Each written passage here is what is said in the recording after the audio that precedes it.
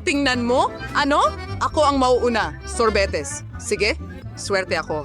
Susubukan ko na ngayon. Yay. Interesante. Ano ang nasa loob? Kumukulong tubig. Makakatulong ito na mapaso ang dila ko. Oh, aba, nakalimutan ko ang kapangyarihan ng yelo. Gumana ito! Ang astig, di ba? Tingnan mo ang nangyari. At saka, ang sarap nito. Ano kaya ang meron ako? Wow! Marshmallows at yelo! At paano ito kakainin? Tama, ipiprito ko ito ngayon. Alis yelo.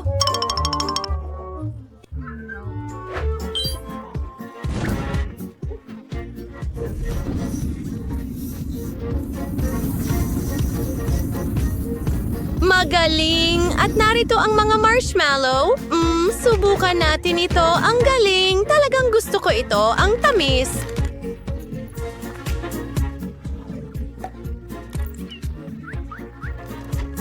Yan ang naiintindihan ko. Tagumpay ang round. Sumasang-ayon. Bato, papel, gunting, nanalo ako. Lollipop ba yan? Pero natunaw.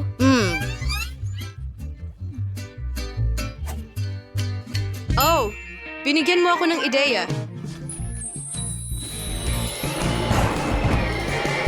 Oh, oo, nagawa ko. Ngayon, mas maganda na. Oh, nasobrahan ko. Ang ganda at ang sarap na siyang pinakamahalaga. Ayoko ng mga frozen na bagay. Sige, tingnan natin kung ano ang meron ako.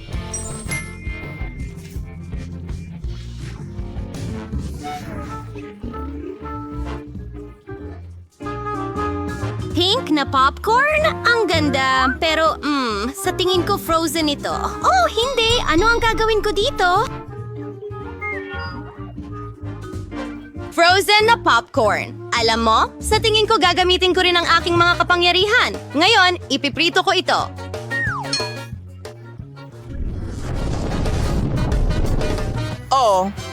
Ngayon pwede na natin itong kainin. Ano? Oh, ang basa-basa. Sayang naman. Gusto ko talaga ng popcorn. Wow, baliw ka. Hindi, huwag masyadong mabilis. Ngayon, ipiprito ko rin ang mga bani. Oh, hindi. Lahat ay nasusunog. At natapos ko na ang aking bahagi. Ano? Oh, hindi. Kailangan kong gamitin ang aking mga kapangyarihan. Sige. Ang lungkot ko. Simulan na natin! 1, 2, ako ang una! Mga pansit. Gustong gusto ko ito. O, nagyelo ito. Subukan natin ito. Hindi.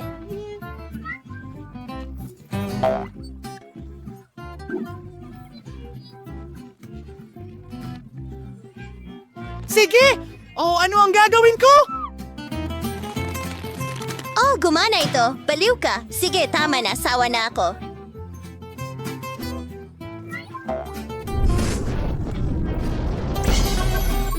Mas mabuti na.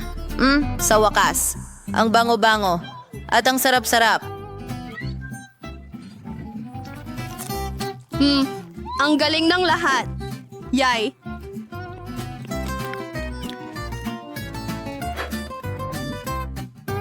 Ano? Sa totoo lang, mainit. Sige, mahusay. Yay.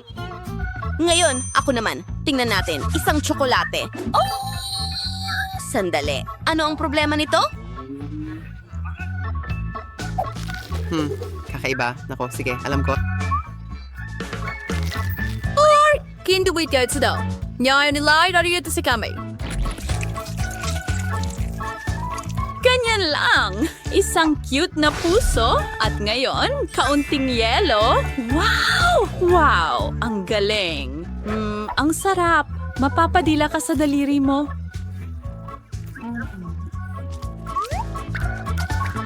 Sa tingin ko rin, ang galing. Hindi. Sandali lang. Akin na.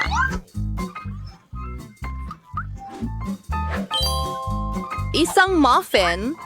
Ayos lang ba ito? Sige. Kahit kahit ano. Ang sakit. Sige, paano kung dilaan ko ito? Kasi magandang paraan. Ngayon ikaw. Oh, nang may kasiyahan. Strawberry pancakes? Oh, wow.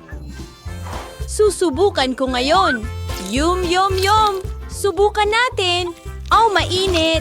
Oh, malas ulit. Huwag magalit. Aayusin ko ito ngayon.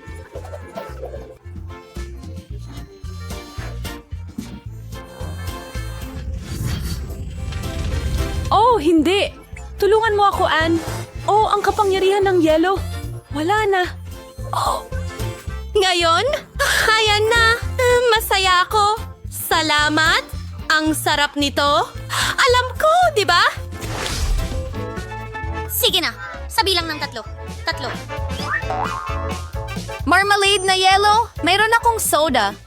Oh. Oh, kawawa naman. Bagong kwento. Sige. Iniisip mo ba ang iniisip ko? Tara, sabay tayo. Halika na. Hoy, hindi masakit kapag may guwantes. Magaling! Ibuhos natin ito, astig. Magdadagdag ako ng marmalades. Ako at ikaw. Mag-enjoy sa pagkain mo.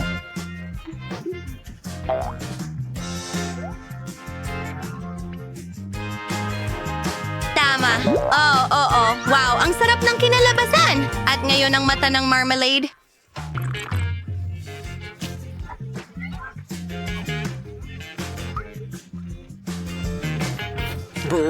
At hindi lang yon? Ano? Paano ang isang baso? Oh, gawa rin ito sa marmalade. Sige, wow. Isang kahel. Hindi ko pa ito nasubukan. Ang galing. Sumasangayon ako. Ang sarap nito. Ang galing. Ang galing. Jelly Bear? Wow! Oh, hindi ito makagat. Ano ang problema? Oh, halika na. Basagin. Oh, hindi. Oh, mag-ingat.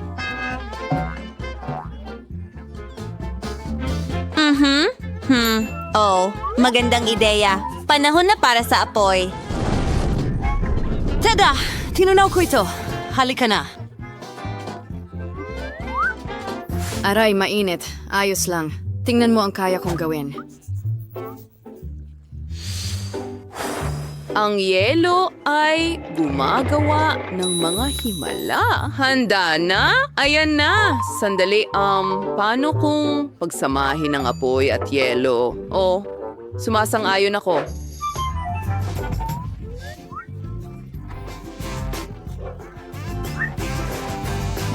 Magandang ideya. Ibigay mo sa akin ang iyong kamay. Maiisip lang natin kung ano ang mangyayari kung pagsamahin natin ang ating mga kapangyarihan. Iyon na. Isang tunay na himala? Oo. Sige, tingnan natin. Oh, wow. Tingnan natin. Ang jelly bear ko ay naging totoong jelly bear.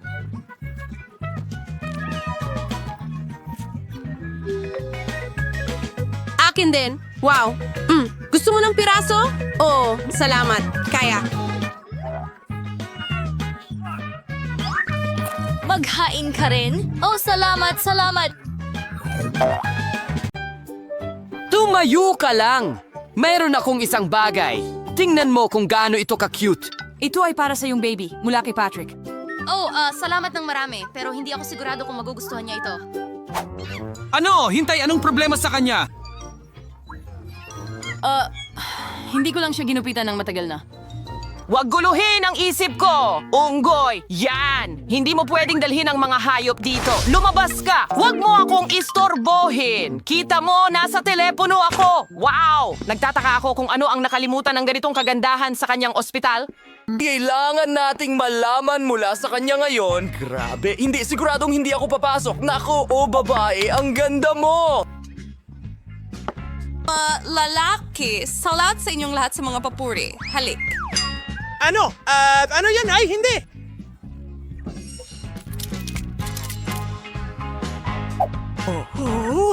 Sige na. Bumangon ka. Hello, mahal. Talagang magiging kasama kita sa parehong kwarto? Isang malaking karangalan ito. Gagawin ko. Huwag mo lang sabihin kanino man ang maliit kong lihim. Hindi ko sasabihin sa iba. Ang mga kaibigan ko ay mga hamster. Hindi ko sila maiwan mag-isa. Hamsters? Oh, hindi talaga ako mananatili sa'yo.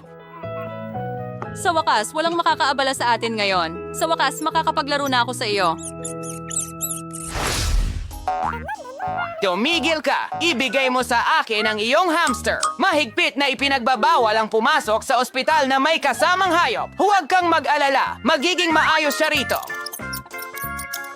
Hindi pinapayagan ng mga hayop. Oh, siguro ito ay para sa mga isda. Ano ang gagawin ko? Isang ideya.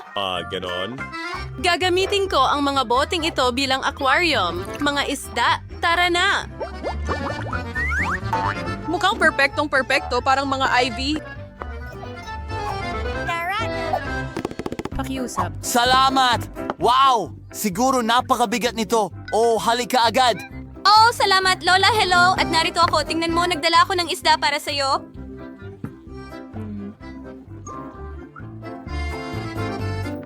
Oo. Miss na miss ka namin lahat. At sa tasa, perfecto.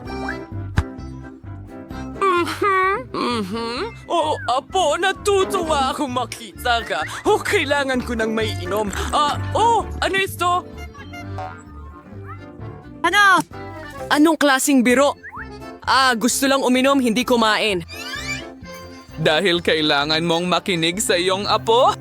Oh, Lolo. Oh, sawa na ako sa'yo. Hindi mo ba nakikita ang karatula? Ibigay mo sa akin ang hayop. Oh, hindi pwede? Ano ang gagawin ko kay Barney? Sa tingin ko may naisip ako. Mabuti na lang at pumunta ako sa ospital kaagad pagkatapos mangisda. Kailangan kong alisin ang lahat ng hindi kinakailangang mga aksesorya. Kumuha ng pamingwit at... Ayan na, sumunod ka sa akin, Barney. Sige. Oh, pasensya na para sa'yo. Oh, ang mga tao na katulad mo ay pwedeng pumunta kahit saan kasama ang mga aso. Sige, tara na.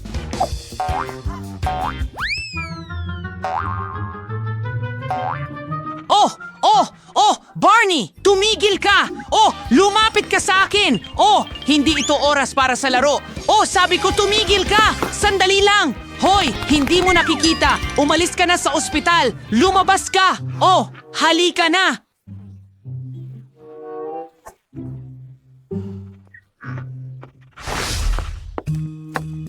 Hoy, bata. Padaanin mo ako. Kailangan kong pumunta agad sa ospital.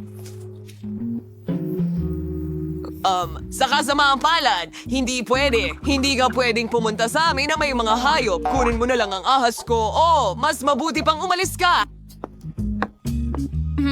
Kung hindi mo magawa ito sa ahas, paano naman ang mga ipis ko?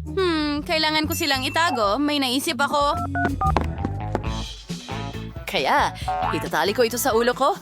Tingnan mo, parang may sugat ako. Sige, tara na. Huminto! Oh, pumasok ka! Hi? Teka, sige, pumasok ka. Perfecto. Kumusta? Hi. Anong problema sa'yo? Natamaan mo ba ang ulo mo? Oh, mukha kang unicorn. Ano? Hindi ko nauntog ang ulo ko. Mga ipis ko lang ito. Ilayo mo lang sila. Hindi ko matiis ang mga insektong ito. Mabuti pang umalis na. Kinakabahan ako. Umalis? Eka, ano yan ang dala mo? Ano ang nasa loob? Oh, muli! Sinabi ko na sa'yo na hindi pwedeng may mga hayop, pati na rin mga ibon. Oh, sige. Kailangan nating itago ang suso agad-agad. Hi! Pasok ka. Siyempre gusto ng lahat kumain. Tama! Pwede akong magpanggap na chef. Sige, itatago ko ang mga suso ko sa kaserola. Siguradong hindi niya titingnan doon. At kung tatakpan ko ng lugaw, hindi niya mahuhulaan. Kailangan na lang pumili ng tamang kasuotan. Ayos, handa na ang lahat. Mga kaibigan, wish niyo ako ng swerte. Tara na.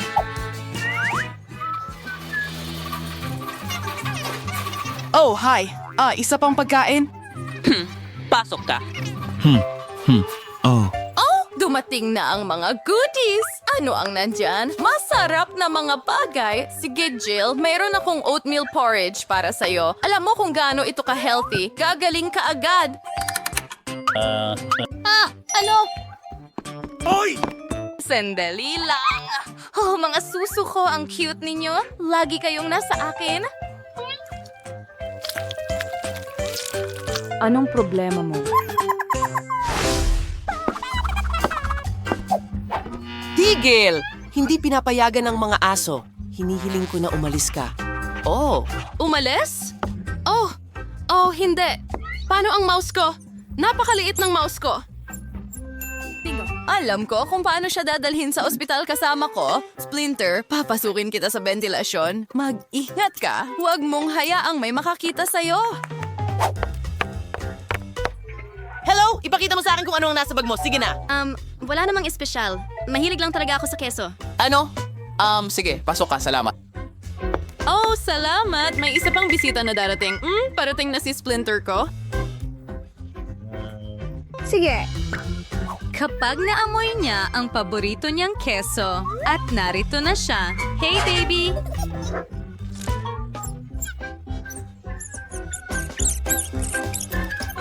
Namiss kita sa loob ng ilang minuto. Oh, ayan ka na. Isang daga, pusa. Ano? Daga? Oh, ilayo mo yan sa akin ngayon. Oh, hindi. Bakit ka sumisigaw? Ang cute niya. Pare, natatakot ako? Oh. Tigil! Hindi mo pwedeng dalhin ang mga hayop sa ospital. Ibigay mo sa akin yan. Hoy, halika! Halika! Halika! Oh, hindi. Anong katakutan? Tingnan mo yan. Hindi makatiis ang butiki ko ng 1 minuto na wala ako. Kailangan natin siyang itago agad. Bengaw. At alam ko kung paano. Halimbawa, sa ilalim ng sombrero, siguradong hindi papasok doon ang taong ito. Tara na! Naku! Tigil! Tigil! Saan ka pupunta? Kailangan kong makapasok agad. Oh, hindi! Walang mga hayop! Wala ko niyan. Sige, pasok ka na. Bilisan mo. Oh, hindi. Hindi ka ba nahihiya sa sarili mo? Lumabas ka. Ano sa tingin mo? Nagbibiro ka ba? Hindi mo pwedeng dalhin ang mga hayop sa loob. Oh, hindi. Teka. Oh, paano naman ang pusa ko? Siguradong hindi siya makakaya nang wala ako. May mas magandang ideya ako. Kung itataob ko ang aking backpack at tatakpan ito ng hoodie, siguradong iisipin niyang buntis ako. Oh, wow! Ang tiyan na yan. Siyempre, pwede ko bang hawakan? Sige. Hindi, pero sige. Oy, teka, ano yan? Narinig ko ang pusa at siguradong pusa yan. Hindi ka pwedeng magdala ng mga hayop. Oh, pasensya na. Paalam.